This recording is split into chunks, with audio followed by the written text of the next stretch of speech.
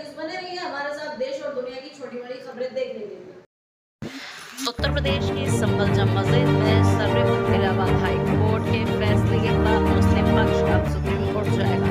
मुस्लिम पक्ष के वकील फरमान नकवी ने यह जानकारी दी है कि बता दें, संभल में जम मस्जिद और हरियर मंदिर को लेकर चल रहे विवाद के मामले में इलाहाबाद हाई कोर्ट ने एक अहम फैसला सुनाते हुए मुस्लिम पक्ष की पुनर्विचार याचिका खारिज कर दी है। यह याचिका सिविल कोर्ट के आदेश को चुनौती देते हुए सर्वे पर रोक लगाने के लिए लगाई गई थी। आज इसे कोर्ट ने खारिज कर दिया है, यानी अब सर्वे हो सकेगा। इस मामले में हाई कोर्ट ने 13 मई को फैसला सुरक्षित रखा था।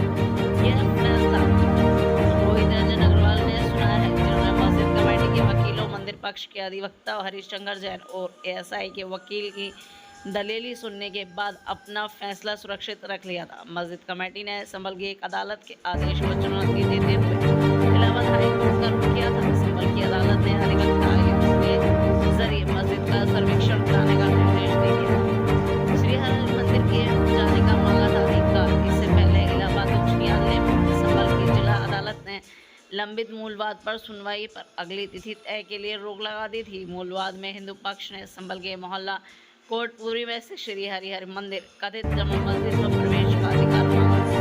इस याचिका में दलील दी गई थी कि उत्पाद 19 नवंबर 2024 को दोपहर में दायर किया गया और गुजरात के भीतर न्यायाधीश ने एक अधिवक्ता आयुक्त की नियुक्ति करके उसे जमा मस्जिद का प्रारंभिक सर्वेक्षण करने का निर्देश दे दिया था। यह सर्वेक्षण उसी दिन और फिर 24 नवंबर 2024 को किया गया। अदालत ने सर्वेक्षण की रिपोर्ट 29 नवंबर को पेश करने की भी निर्देश दिए। देश में भ्रम फैलाया था कि ऑनरेबल सिविल जज सीनियर डिवीजन चंदौसी ने 19 नवंबर को सर्वे कमिश्नर जो अपॉइंट किया था वो गलत अपॉइंट किया था और उस अपॉइंटमेंट करने से पहले मस्जिद कमेटी को सुनना चाहिए था। ये एक बात पूरे देश में फैलाई गई थी कि हमें बिना सुने कैसे सर्वे कमिश्नर को नियुक्त कर दिया गया।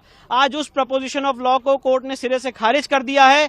सिंपल प्रपोजिशन ऑफ लॉ है कि कोर्ट ऑर्डर 26 रूल 9 और 10 की पावर के एक्सरसाइज में सर्वे कमिश्नर नियुक्त कर सकती है। उस समय किसी को सुनने की कोई जरूरत नहीं है। लॉ का मैंडेट सिर्फ इतना है कि जब सर्वे कमिश्नर मौके पे सर्वे करने जाएंगे तब वो दोनों पक्षों को उनकी मौजूदगी में सर्वे करेंगे, जो यहाँ पे 19 और 24 नवंबर को दोनों दिन फॉलो किया गया था। तो जो बड़े बड़े बैरिस्टर और पार्लियामेंटेरियंस हैं जिन्होंने कोर्ट की मर्यादा पे, इस पूरी प्रक्रिया की मर्यादा पे, पार्टीज की मर्यादा पे कमेंट किए थे, आज एक वेल रीजन जजमेंट से उसको कहीं ना कहीं पूर्ण विराम लगा है।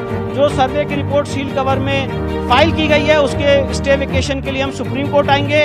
साथ ही साथ ऑनरेबल हाई कोर्ट ने ट्रायल पे स्टे लगा हुआ था उस स्टे को वेकेट कर दिया है। इसका अर्थ यह है कि अब वहां पे ट्रायल आगे फर्दर बढ़ेगा। प्लेसेस ऑफ वर्शिप एक्ट इसमें लागू नहीं होता है क्योंकि दोनों पार्टीज का ये एडमिटेड केस है कि एक एएसआई प्रोटेक्टेड मॉन्यूमेंट है 1958 का और एएसआई एक्ट 1958 से ये गवर्न होता है। तो इसलिए प्लेसेस ऑफ वर्शिप एक्ट के सेक्शन 4 सब क्लॉज 3A में लिखा